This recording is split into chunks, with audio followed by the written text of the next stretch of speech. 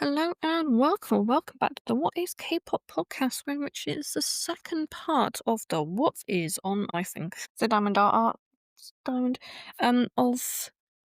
Sorry, let me just. Welcome back to the second part of the car accidents mini series thing that we're doing here today. So, I don't actually know when the first part went out. Let's have a look. It wasn't too long ago. It was like the other day, wasn't it? The 26th of September. Which was the same day as Alpha Drive 1's lineup was released. Yeah. So let's do a Zimath. Nearly 2 weeks ago from when you're listening to this. So yeah, not too long ago. And today, obviously I have quite a few. I have the two from Stray Kids, TVXQ, Super Junior, GOT7, BTS. I'm not sure which group this is. She's part of, but Soolongs, Sungri from Big Bang, or formerly from Big Bang. Ladies Code, Nine, obviously NCT, Winner, DJ Yesong, Shiny, the Seraphim, Big Bang again, because Daesung was in it. In one. Churung, Yuwon from Pentagon, the Jungkook's one and the BTS one in Taiwan. Yeah, I think I have some more to somewhere in the notebook of all the things that I would like to talk. Yeah, some Lee Min Ho, the actor, got him. Kim Se-ron, who recently passed away. Yoo Jae-ha, Super Junior again, the the slightly worse one, maybe. The G-Friend members, yeah, I've got quite a few. But today we are going to be talking about the Ladies Code one.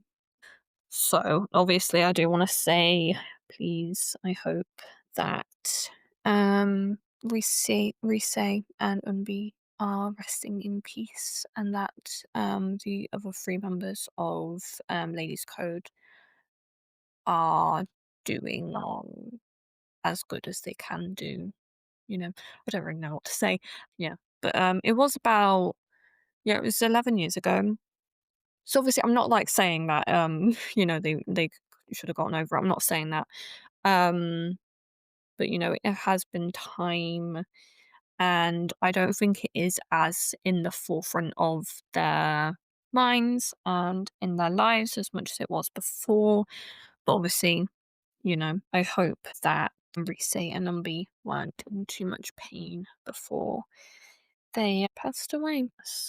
So, the Ladies Code members had just finished their promotions for the Kiss Kiss comeback and were returning to Seoul from Daegu. The manager at the time was driving the van and it was speeding at 85 miles per hour in a 62 mile per hour zone for over 19 miles, which is actually a very long time, actually. It's between where I live and this place that me and my family go shopping, or at least we did before I stopped being able to go out. So that's a very long amount of time to be speeding for. The road was slippery due to the rain, which made the manager lose control. The car had hydroplaned, skidded before crashing into the protective wall near the signal junction on the Yongdong Expressway. Unbi was declared dead on arrival by the time the paramedics got her to the hospital, and the other 6 passengers were also sent to the hospital. Sojung and Rise were both listed under critical condition. Rise's condition continued to decline rapidly and was given CPR before going into surgery for several cranial and abdominal injuries. The surgeons operated on her head 3 times while also resuscitating her during the procedures. And during the 4th operation on her back, her blood pressure dropped rapidly, which made continuing on with the surgery difficult. So she was sent to the ICU where she remained in critical condition, and the doctors reported that her brain was severely swollen and not regaining consciousness. So they were waiting to carry on with the surgery until, the pressure went down. But she unfortunately passed away 3 days later, having never woken up from her coma. Sojong's condition was stabilized. Ashley and Juni, the manager and the stylist, only sustained minor injuries. And then almost 2 months late after the accident, Ashley and Juni were released from hospital and were able to go home. And Sojong was released, was transferred even to a hospital in her hometown. And all three of them returned to the dorms on the 12th of November 2014, with Sojong still getting outpatient care. I didn't mention, but it happened, I think it was the 4th of September 2014, Rise passed. I think it was on the 7th or the 8th, yeah, in 2014, so yeah, when I would have, surprising actually, when I would have started secondary school. So, that would have been if I knew. I always think about if I knew K-pop earlier in my life. Like I knew of it. Like I knew it was a thing. Obviously with like Gangnam Style and stuff. But I always kind of thought it was that. I'm gonna be honest. I thought it was kind of like that lame thing that the little girls were into, or maybe not little girls, but like with like One Direction. I thought it was like the Korean version of like One Direction, which, trying to be not a part of the crowd, I was firmly trying to say that I didn't like One Direction, but I actually kind of did. The music was alright. So I think if I gotten into K-pop sooner, then perhaps I would have been into Ladies Code.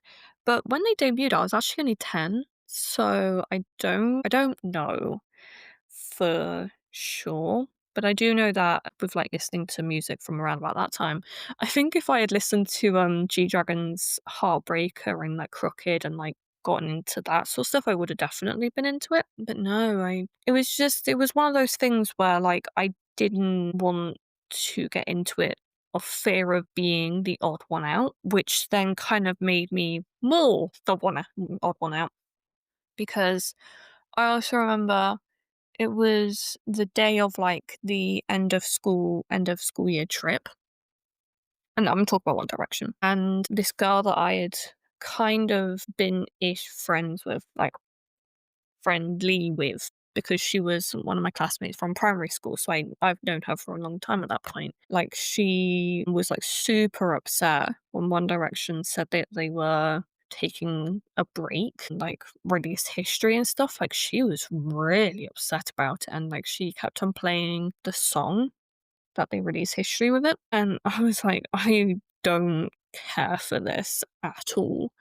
So yeah, no, it was not fun, kind of growing up in suburbs and being that little bit different, So no, like I feel like if I was to go back in time, I think I would have been a lot more receptive to just go for it, because at the end of the day, like, you only have one adolescence, and it's not like I feel like intense regret. It's more of a, if I had done it, then maybe, I would be, things would be a little bit different, but because it didn't happen, I'm not terribly sad. It's just more of a, well, retrospect. Retrospect is a wonderful thing. But yeah, I know it would have again been like another 10 years before K-pop really became popular enough for it to not be such a niche thing if I had gotten into it in like 2014. Obviously, and by One Direction split up in 2016. So if I got into it around about that time, then maybe things would be better, but I don't know. I'm pleased with, how things have gone, but there's all, it's just a natural thing for humans to kind of want for a future that perhaps is significantly different than the one that they have. Yeah. Did that make any sense? I hope that did. Anyway, back to Ladies Code. So the National Institute of Scientific Investigation, NICSC, NISC. That's quite a cool acronym anyway. Revealed that the crash was caused due to driving over the speed limit and the back tire came off when hitting the wall, which it was speculated that originally the tire came off which caused the crash, but the tire came off because of it. Mm. None of the airbags had been deployed, even as the van flipped over multiple times, and the ambulance workers who were at the scene don't recall undoing any seatbelts from the passengers. So, unfortunately, as much as like it's hard to say definitively, it might have been the reason, perhaps, why Unbi and Reese didn't make it, but I don't want to say anything. I don't want to. I don't want to disrespect that, but like, if we are gonna say if the investigation says it, then I guess it's fine. But when obviously you're in a car, it's very important that the airbags go off, like when you have a crash or something, and that you have like seatbelts on, and that you don't drive over the speed limit, as well as don't drive over the speed limit in rain. Like you take extra precautions in the rain. So there's like a multitude of reasons, but they have to kind of say one for definite. And I guess the one for definitives is speed limit being breached. But yeah. The three remaining members resumed group activities at the end of April 2015 and disbanded in early 2020, with the three members going off to do their own things without re-signing with Polaris Entertainment. Is Polaris still a thing? Polaris, because for some reason when I was looking at stuff I was researching, I kept on mistaking Fantasia with Polaris for some reason, and like I think I might have even like I was talking about it somewhere. It might have been on here, or it might have been on my fanfiction that I did. Like I kept on mixing the two up. Like I was like, yeah, it must really suck because obviously Astro are under them. I'm like, no, they're not. What are you talking about? Like, what? Yeah. It was just a bit silly. Yeah. So Polaris, they don't have much history, which, it's fine, it's whatever. But they were founded in 2006 and were formerly a subsidiary of the Ilkwang Group, which is a large South Korean conglomerate whose main business is in arms, and is now a subsidiary of Levite United, but that not might be a thing anymore. And it was founded by CEO and Ilguan Group founder Lee Kyu-tae-sun Lee Jong-myung, who, yeah, so he was also the creator of Blockberry Creative, which we will talk about in just a second. So in late 2018, they had signed Sunny, who's a former member of Wonder Girls. And in 2019, they revealed plans to debut a new six-membered boy group known as Triple Me, revealing each member officially as well as promoting the group on their YouTube channel. But they disbanded pre-debut in November of 2020, which is unfortunate. But these things actually happen a lot more frequently than you think. Like again, side tangent with here's a triple S. I need to focus. Trainee A. So that's like the most high profile training group that's ever been cancelled pre-debut, because obviously it's under hype.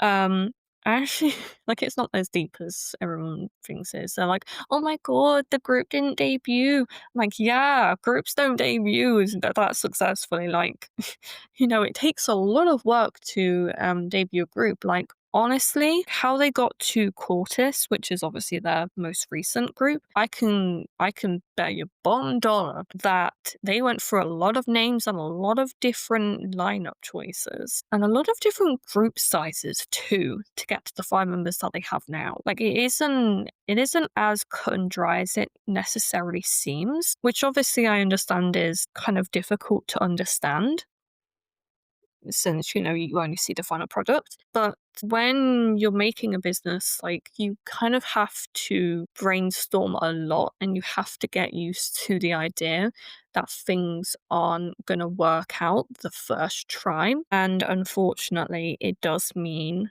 playing with kids' expectations and like kids' dreams when it comes to K-pop. But hopefully, obviously, these people were able to find success in different ways. Sometimes these idols, they train for like 5, 6 years and they get put into like a pre-debut group. But then things just don't work out and they debut and they might leave after like a year and just not go into a different K-pop group or a different company.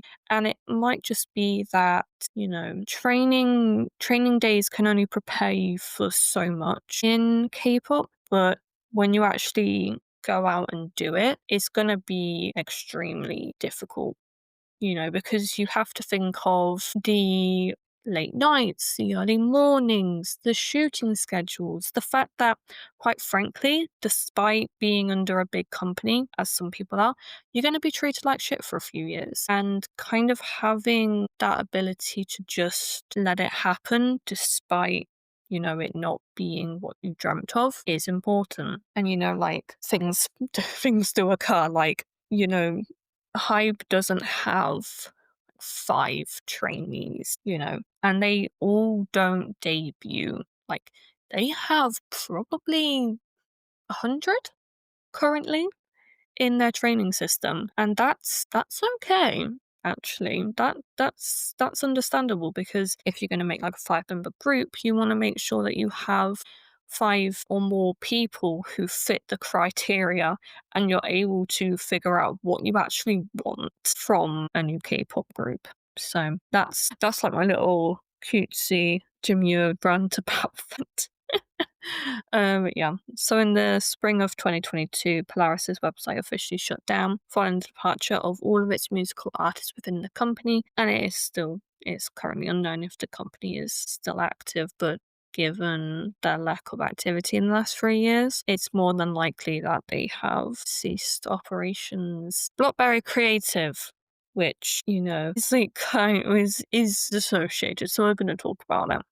So it was created on the 22nd of March 2016 as a subsidiary of Polaris, and on October the 2nd, 2016, so 9 years ago, they launched their first girl group project, which we now know is Luna, and it's actually so cool. Like, the name of it is Girl of the Month. I was gonna try the Korean, but nah, I'm good. Which was expected to run for 18 months, and the project would individually introduce each member of the new group by releasing a solo song. And by March 2018, all members had been introduced. So yeah, that's about 18 months. Yeah, about 17, I think. Yeah, 17 most months. Yeah. And then as of June 2023, all the members of Luna have won their cases of contract termination and left Blockberry Creative, which we stan. We stan. I'm clicking, by the way, but I'm not doing it too loudly. So in February 2022, Sunny signed a contract with Blockberry Creative. Oh, okay. So she just moved to the subsidiary. Fair enough. And on the 16th of March 2022, they announced their first boy group project, Boy of the Month, but nothing came of that at all, which is unfortunate. And I do kind of wonder what those guys are doing now. Do we know them? Are they items? Like, are they around? Are they ever going to tell us? I'd love to know. And then on the 29th of June 2023, Sunny announced through her social media accounts that she had terminated her contract with Blockberry Creative. Fair enough. So obviously, if they don't have their parent company, then I guess they can't really operate. I don't know.